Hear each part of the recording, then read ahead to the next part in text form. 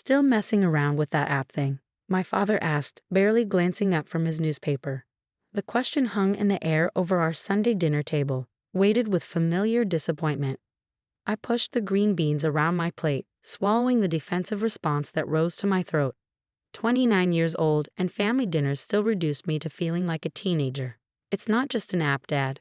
It's a comprehensive wellness platform, I said quietly, reaching for my water glass. We've doubled our user base in the last quarter. That's nice, honey, my mother chimed in with that particular tone, the one that meant she wasn't really listening. Did I tell you that Richard's son just made partner at his law firm? Only 32. They're celebrating with a trip to Bali. My brother Alex smirked across the table. Meanwhile, Ellie's celebrating another round of trying to convince people to pay for something they could do for free. It's not. I started, but my father cut me off. Elena, we're just concerned. It's been 3 years since you left your perfectly good job at Martin & Shaw. 3 years of, he gestured vaguely in my direction, this startup fantasy. Your apartment is tiny, you're driving that same old car. And for what? Some app that tracks people's feelings? Synapse doesn't just track feelings, I said, feeling my cheeks heat up. It's an AI-driven mental wellness platform that helps people recognize patterns in their emotional health and provides personalized resources. We're working with 3 major corporate clients now. And, oh sweetheart, my mother interrupted, reaching over to pat my hand. Wouldn't it be easier to just go back to marketing? Judith says her company is always looking for experienced people, and the benefits are wonderful. I pulled my hand away. I don't want to go back to marketing, Mom. I'm building something important. My father sighed heavily. Elena, at some point, you need to face reality. You're approaching 30. This is the time to build a career, not play entrepreneur. Who's playing? I muttered, but no one was listening anymore. The conversation had already shifted to Alex's recent promotion at the investment bank, where he'd worked since graduation, a proper career path in my family's eyes. I excused myself early, citing work to finish. It wasn't a lie. There was always work to do when you were bootstrapping a company with minimal outside funding. As I drove back to my apartment, I replayed the dinner conversation in my mind, a familiar heaviness settling in my chest. My phone buzzed with a text from Mia, my co-founder and best friend since college. How was the family inquisition? Same as always, I typed back. Dad thinks I'm wasting my life. Mom thinks I need benefits. Alex thinks I'm a joke. 3 dots appeared immediately. And you? I smiled despite myself.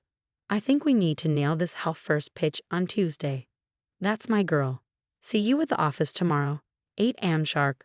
We've got this.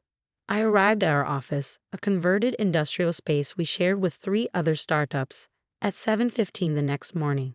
The quiet before everyone arrived was my favorite time to work, when I could focus without interruptions. Our space wasn't much. A cluster of desks, a small conference room we'd built ourselves with reclaimed wood and glass, and a kitchenette area.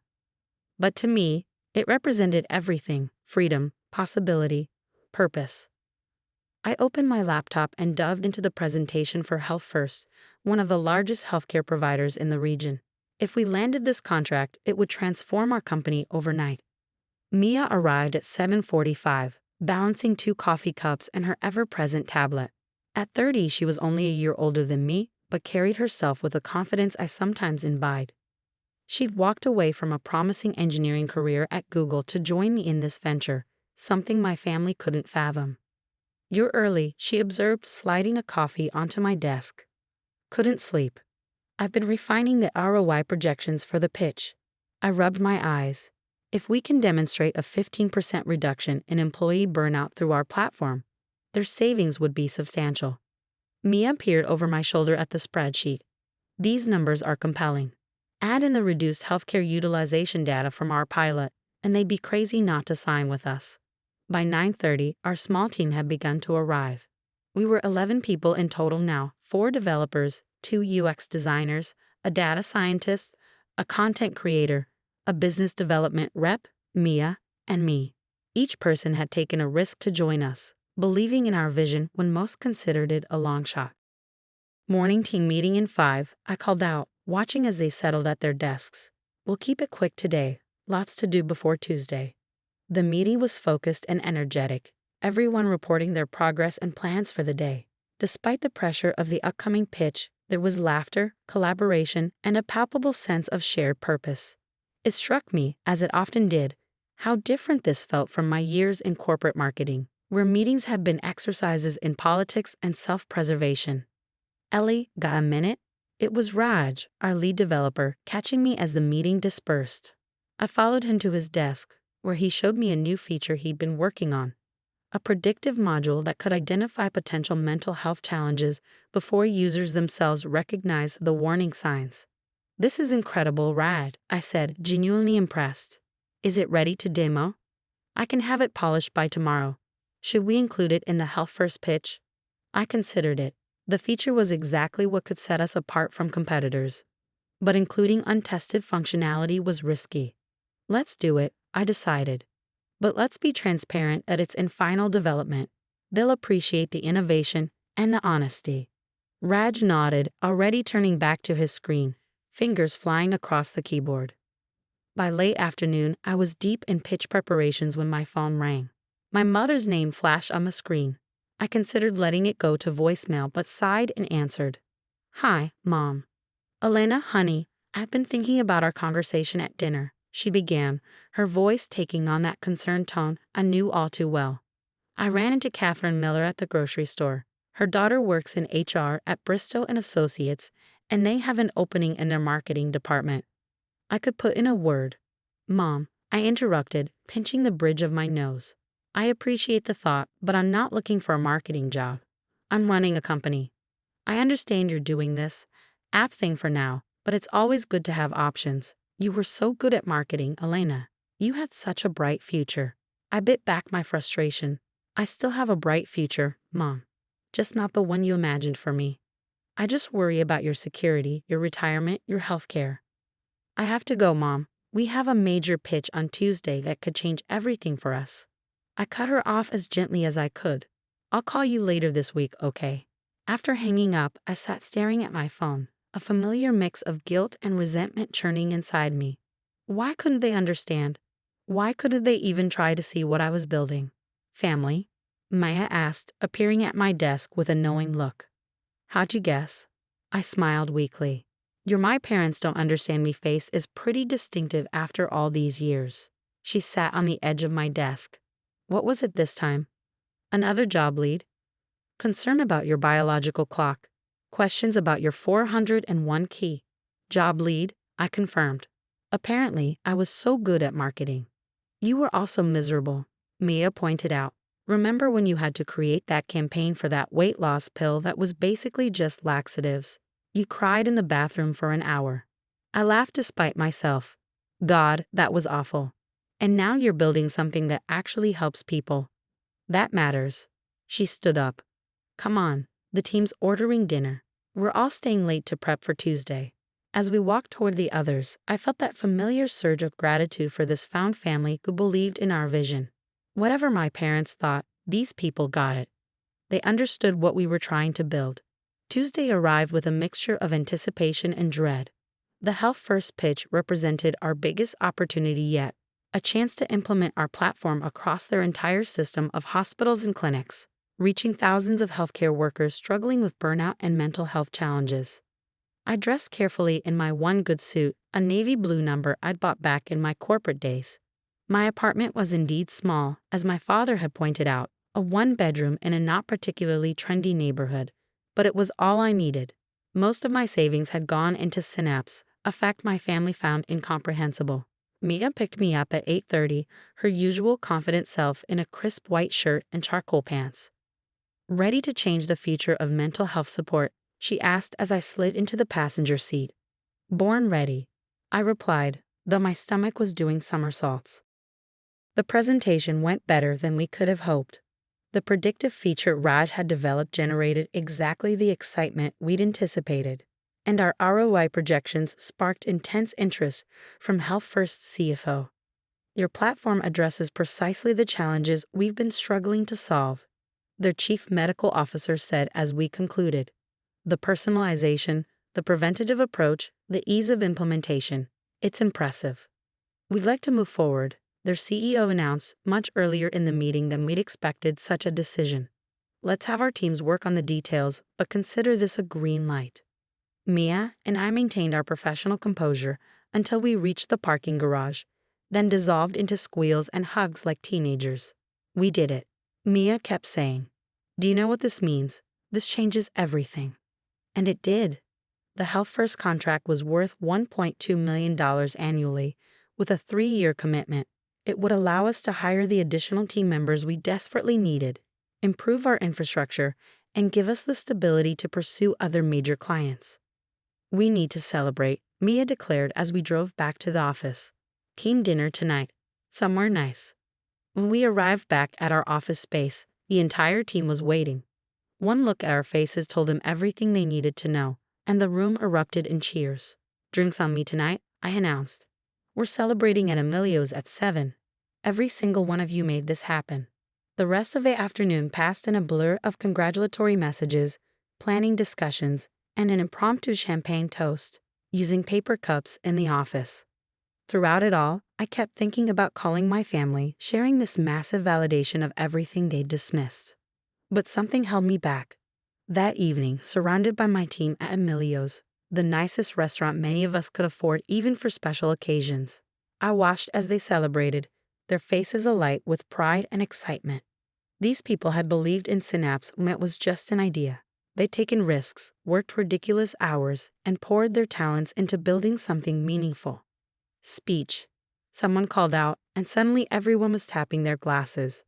I stood feeling a surge of emotion as I looked at each face. 3 years ago, I left a job that looked good on paper but left me feeling empty. I had this idea that technology could do more than just track our steps or count our calories, that it could help people understand their emotional health and get support when they needed it most. I paused, thinking about those early days. Most people thought it was a pipe dream, a hobby, something I'd eventually give up on when reality hit. My family's faces flashed in my mind. "But not you. You saw what I saw, a chance to create something that matters." I raised my glass. Today's win isn't just about a contract, it's about validation. It's proof that we're solving a real problem that affects real people. So this toast isn't to Health First, it's to all of you who believed when belief was a scarce commodity. Thank you for making Synapse not just my dream, but ours. As glasses clinked and conversations resumed, my phone buzzed in my pocket. It was a text from my brother. "Hey, haven't heard from you in a while. Everything awk with your app thing." I stared at the message, considering how to respond. In that moment, I realized something important. I didn't need their validation anymore. This victory, this moment, belonged to the people who'd been part of the journey, who'd understood the vision without requiring proof. I slipped my phone back into my pocket without responding. Tomorrow would be time enough for family communications. Tonight was for celebrating with the people who'd earned the right to be part of this milestone. 6 months after the Health First contract, Synapse had transformed. We'd moved to a larger office, doubled our team to 22 people, and signed 3 more major clients. Our platform was now supporting over 35,000 users, and the data showed we were making a real difference in how people understood and managed their mental health. I just finished a call with a potential investor when my assistant Tara appeared at my door. "Your parents are here," she said, looking slightly uncomfortable. "They don't have an appointment, but—" I froze. My parents? Here. In the 3.5 years since starting Synapse, they'd never once visited the office. "It's fine," I assured her. "You can send them in." Moments later, my mother and father stood awkwardly in my office doorway, taking in the space with wide eyes. My mother clutched her purse tightly, while my father seemed unusually hesitant. "Mom, Dad," I greeted them, coming around my desk. "This is a surprise. What brings you here?" "We were downtown for lunch," my mother explained, "and your father suggested we stop by.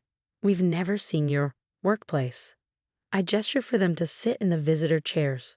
"Well, welcome to Synapse." They settled into the chairs, looking around at my office. It wasn't especially large or luxurious, but it was mine, the CEO's office, with glass walls that allowed me to see the bustling workspace beyond, where my team was building something important. "It's not what I expected," my father admitted, his eyes landing on the awards we'd recently won for innovation in healthcare technology, prominently displayed on a shelf. "What did you expect?" I asked, genuinely curious. He shrugged. I don't know. Something smaller, less professional? I suggested. He had the grace to look embarrassed. I suppose so, yes. An awkward silence fell. I could have filled it, could have told them about our recent successes, our growing client lists, our impressive user metrics. But something in me held back. Why was the burden always on me to justify my choices? Finally, my mother spoke. We saw an article, Helena, in the business journal. She fumbled in her purse and produced a slightly crumpled magazine. About you, about Synapse. I recognized it, a feature that had run the previous month profiling emerging health tech companies in the region.